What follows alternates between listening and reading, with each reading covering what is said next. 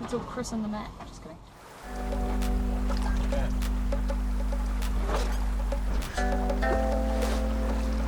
So I remember being in Australia, northern Queensland, and trying to sort out our provisions for the trip around the north part of Australia to Darwin. And we went into the bottle shop and we were looking at rum, and it was like 65 Aussie dollars for a bottle of rum. And so we were walking on the street and we saw this little homebrew shop, and it was run by this like crazy half-drunk lady, but she was very entertaining. And we walked in there, and you know, she had this little sweet still set up, and the still itself was $300. And then to make something like 100 liters of alcohol, the provisions and the flavorings and the sugar and the yeast cost us like another $250. So for less than we could afford to buy 10 bottles for the same amount of price, like even a little bit less, we got enough to buy or to make like 100 liters. I think the cool part too is we were just about to sail into Indonesia, so a lot of those countries are Muslim and alcohol is banned. And we heard this from a lot of cruisers that trying to get provisioning and rum and stuff was really hard to do. So all of a sudden, as long as we could find sugar, we could stock up on yeast, and we always had our water maker, we could make alcohol in countries where you weren't allowed to buy it. And with all the supplies that we have right now, right, we can make about 180 liters. And just thinking about the storage space that we have on the boat and how much like food we need to buy for passages and stuff, it's really cool to not have to buy that bulk of like alcohol bottles, which is usually glass as well. And I think one more reason for me would definitely be like how, in a way, how pure the alcohol that we make is. Like just making it yourself and knowing that you don't put a bunch of shit in there. Like I don't get as bad hangovers anymore. And then the other cool thing that I really like about it is it's a lot of fun. Like you can, like it's cool, you're making your own liquor, you're being self-sufficient, and you can find local ingredients. Like in the Philippines, we found mangoes and we could put that in there and make like, you know, mango flavored vodka. It's like the epitome of being self-sufficient, turning salt water into alcohol. Yeah, and a super cool hobby. Yeah. I like it. Right. Well, this is a special day because the weather is shit, and we are in St. Francis in South Africa, Cape St. Francis, and we're gonna do a still off. So we're gonna run the air still and the big turbo still against each other and see the quality and the time it takes and all the other good stuff. This little guy is our air still. Oh. Come here, come check out the big boy. Here she is.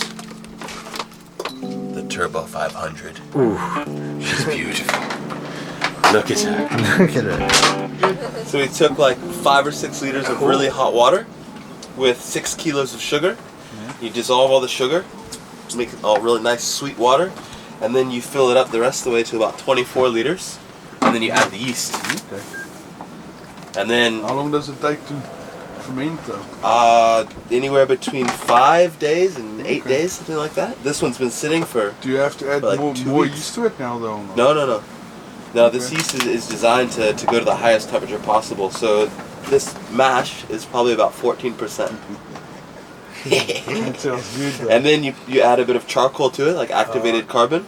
Can you cleanse And it sucks all the impurities into it. And then you're left with this stuff. Good stuff. The good stuff. It is.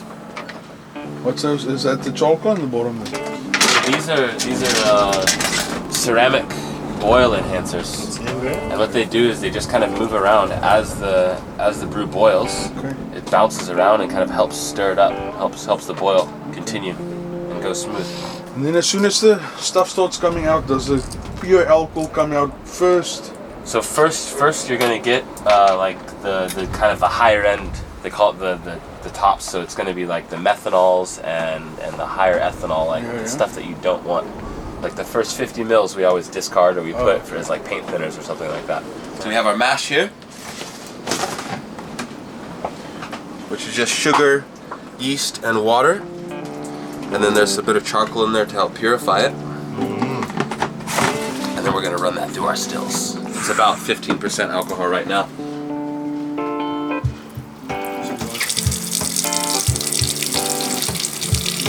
So some of these boilers, they take the whole thing. They'll take a whole 25 liters. So you do it all in one. But since we're on a boat, we don't have that much space, we'll use this one, which is about a 5 or 6 liter.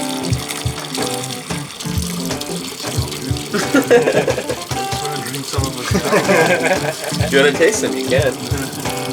It's like wine. It's basically like prison wine. Okay. That's all good. Yep. If you do it any higher than that, it'll start to boil up and it'll go into the condenser. And What temperature does it run at? Or is it a specific temperature? Or it is, yeah. It's like 50 or 60 degrees. So each still is different, but this one is prime between 50 and 60, something like that. So the air still takes less. That takes 5 liters. This thing takes, I think, 3.5 or 4. I'm not really 100% sure, but it's definitely less.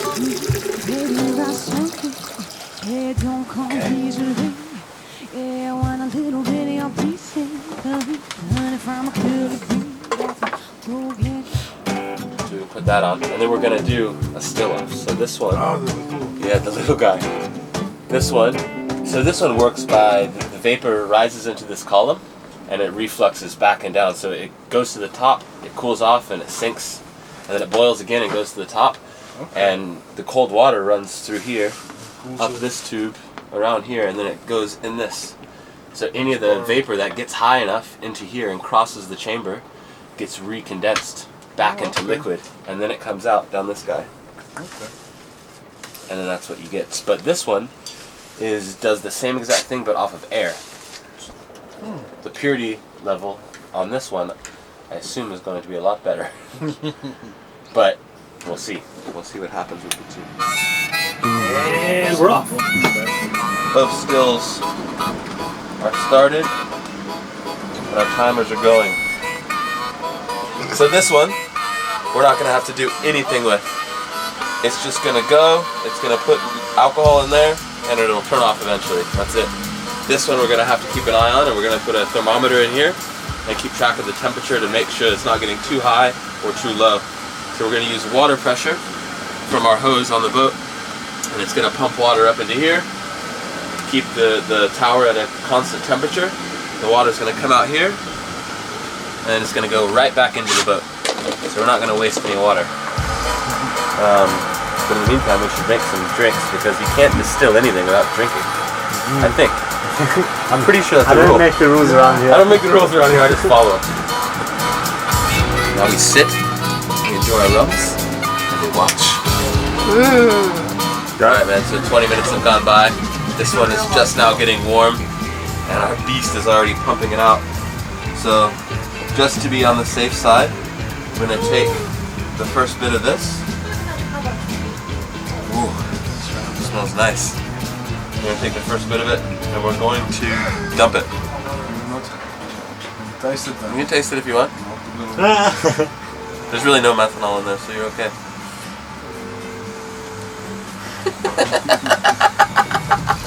So it's been 33 minutes now, and this guy's cranking away. And we're already at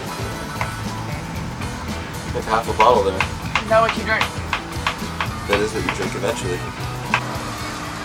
Alright, so we just passed the hour mark, and our little beauty here, our little set it and forget it, is still heating up. The heating element is quite small, but that's the beauty about this one, is you literally put it there, you plug it in, and you walk away, and then you come back 3 or 4 hours later and you have alcohol. Whereas this guy that we've been adjusting the temperature and stuff, we've gotten about 750 mils of 93% pure alcohol. and it took just over an hour from putting the wash in to finishing. It's about done now. There's not much more coming out, and there's no point in waiting because it's going to come out by drops now. So we're going to call this one for now, and we're going to refill it, and we're going to do another batch. Yeah. What do you think? I think that's a great idea. Right, and it's Peter approved as well. Is it Peter approved? Batch number 2 is starting. Alright, we are at 1 hour and 12 minutes, and our little set it and forget it air still is going. Finally started. So what's happening in here, the mash is heating up, and the vapor is rising up into the top of this, and it's getting into these tubes, and this fan on top takes air and blows it onto the tubes, which cools it, recondenses it back down, and then it drips out of here. So it's the same principles, but instead of using water to cool it, to recondense it, it's using a fan. We're an hour and 42 minutes in, and this guy is pumping it out. Look at this. So it started putting alcohol out. It took about an hour and 13 minutes, hour and 12 minutes to start putting it out. Meanwhile, this guy's on his second round. Batch 2. Batch 2 of this guy, and he's pumping it. Nice.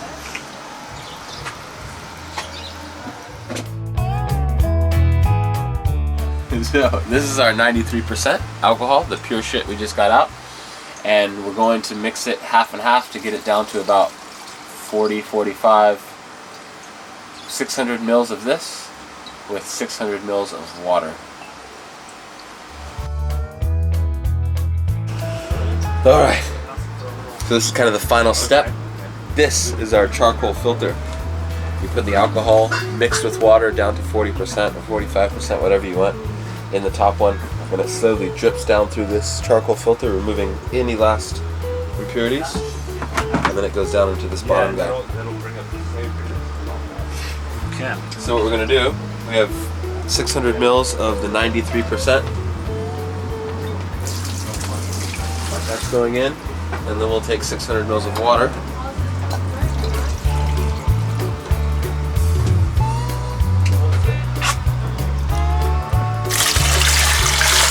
So now that mix in there should be right around 45%. And that's going to mix. It's going to drop down in here, and then we'll flavor it. Sweet. Alright, bro, things are happening. We're about 2.5 hours in. About 3 or 4 rum and cokes in. We've got steam coming out of this one, and he's not putting out anymore. So that's it. We're done. Okay. We did a full bottle, a full 750 ml bottle, and then this. So he's done. I'm gonna turn him off. Okay. Now for our little guy, he's done too. I mean the drips are just barely dripping How out. much has he made? Look at this. We've got a full cup. Let's go and test this and see what percent. Compared to the other Yeah, one. let's see what percent we got in that one. This is from the air still. The little guy took 2.5 hours, and he produced 700 mils of this clear mermaid's milk. I'm gonna pour it in, and we're gonna test the strength. Okay. Predictions, anyone? Predictions? Ooh. Ooh, I need to go last because I have some experience with this still. Okay. I'm gonna go 84. 84? Like 77. I'm gonna go 87. Whoa! Whoa. Yeah. 71. 71. 65. 65. I can't be involved in this because I saw it. That's So- very honest of you, Brady. So we are at 59%. All right. It took a couple days to get them all filtered, and we ended up with 4 bottles of 42 to 45%. The air still gave us 1 bottle, 42% diluted, and the big still. Well, this is also after we drank it on a party night. So there should actually be more, but it's halfway gone. And then we have the big stills. We have 3 bottles left of that. So we're gonna do a taste test to see if you can tell the difference and to see which one is better. So this is before any flavors. This is just the Can you see watered down goodness. No, I'm blindfolded. Okay, we'll show the camera what we're starting with first. Smell it. talk to us. Smells a little bit sweet almost. Okay. It might be your gum as well though. But yeah, it smells pretty sweet. Ooh. I would say around 40-50%. Okay. Does it taste pure? It tastes quite smooth.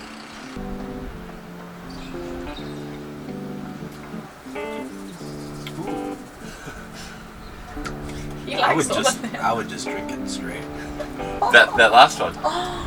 It's got definitely a little more kick to it. Smells a bit strong. Smells like vodka. It's a good sign. It's quite easy drinking. You could probably drink this neat with ice and it wouldn't be too bad. But like a little bit of a sweetish aftertaste. Doesn't taste like homemade alcohol.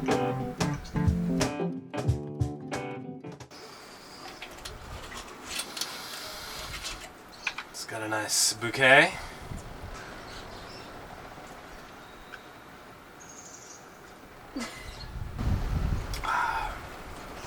Oh, it tastes just goodness. It's very clean.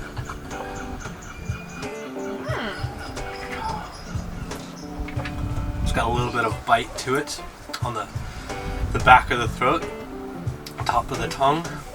Okay. This one smells a little sharper. Maybe like a little more acidic almost. You have quite the nose.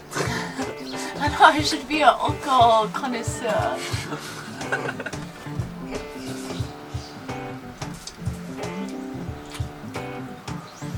It actually is a little bit softer in the taste than how it smells. It doesn't have the same delicious flavoring as the other one, but it's not as strong. If that makes sense. Yeah. That makes sense. It's just almost more bitter in a way, like more bitter and less alcohol. It doesn't have a vodka-ish taste. It's got more like a whiskey sort of taste.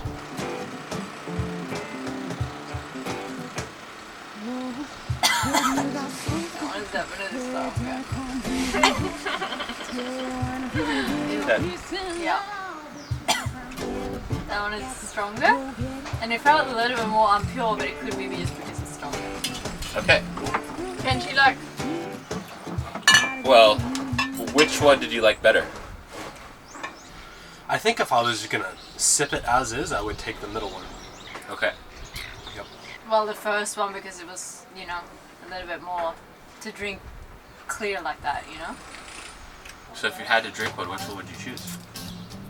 Definitely the first one. This is doesn't go down as easy, Maybe just because I'm drinking the second one now, but yeah. Alright. So this is the final step of the homebrewing process, and it's the most fun step. It's the flavoring step.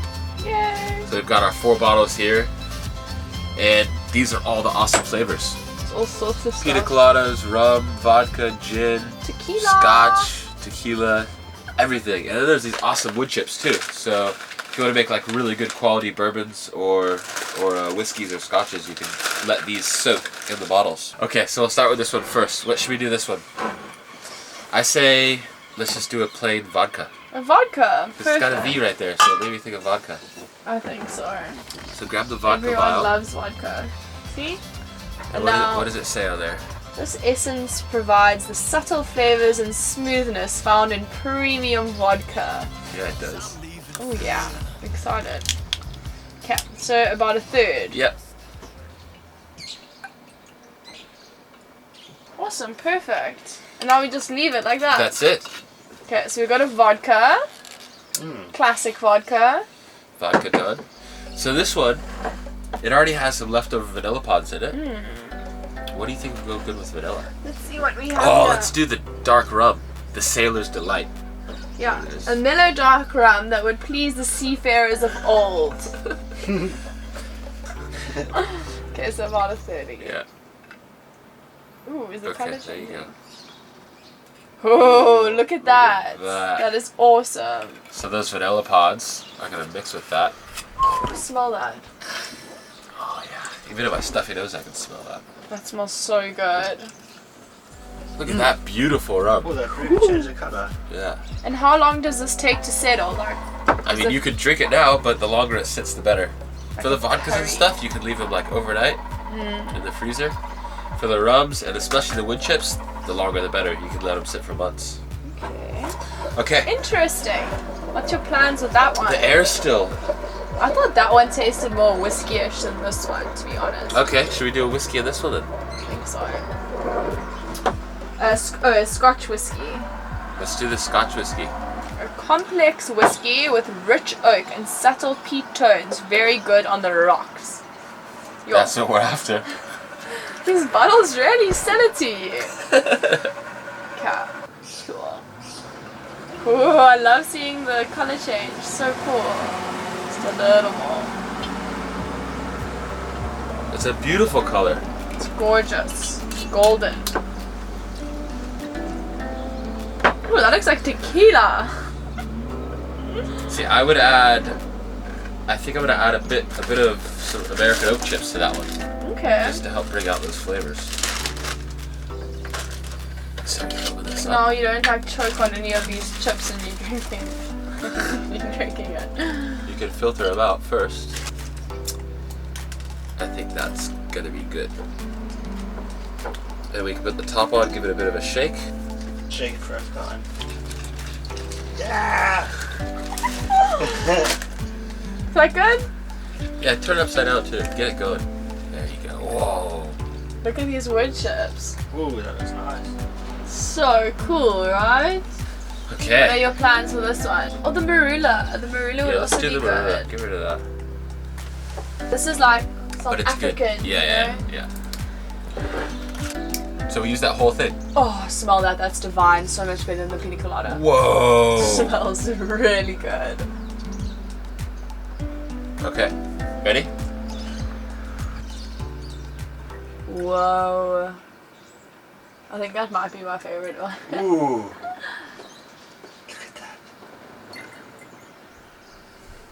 So that's our final. Got a nice variety here, hey? We've got a vodka over here. This one is a rum, a dark rum. This one here is a Scotch whiskey, and here we have a marula flavored alcohol. Quite a nice variety, you won't get bored. We'll let them sit and then we will taste them. Alright, so the entire experiment, still versus still off, took 2 hours and 30 minutes. And we have some very interesting findings. Big Bertha, in that time, the big still, the Turbo 500, did 2 different distillations. The first one, we distilled 5 liters, and it took 1 hour, and we got 700 milliliters of 93%. And the second distillation, we did 8 liters, and it took 1 hour and 10 minutes, and we got just over 700 mils of 93%. Smallfill, on the other hand, took 2 hours and 30 minutes. We used 4 liters of wash, and we got 700 milliliters of 63%. Just throw that one away. Hey, Jack. Hey, Jack. So I think the moral of the story is Big Fella is the man if you have the space and the water flow And the money. And the power. and the power. And the money. Small Fella is good if you just live in an RV or in a boat and you just and you have lots of power. And you can set it and forget it. You set it, you forget it. 3 hours later, 2.5 hours later, you have 700 milliliters of 63%. Which is plenty strong. It's plenty strong. You can still water it down, and you can still get goodness out of it. But the Big Fella, Big Bertha, Twice as much. twice as much. And 30 proof stronger. So if you're the guy that likes the plug and play, Air still it up. air still it up. But if you want some in your life, Cheers. Well done. Well done. Drinks for the passage. cheers. Cheers.